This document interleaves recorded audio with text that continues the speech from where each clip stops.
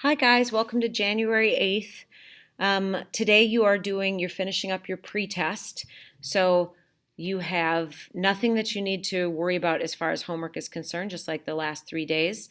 But today you're finishing up what you started yesterday. So yesterday in class, you got your synthesis prompt and you did your thesis statement and your 3 claim statements, your 3 reasons why you believed what you did.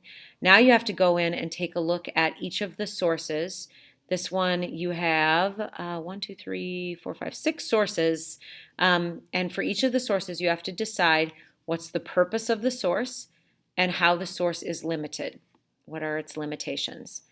Then you need to choose 2 pieces of evidence for each claim.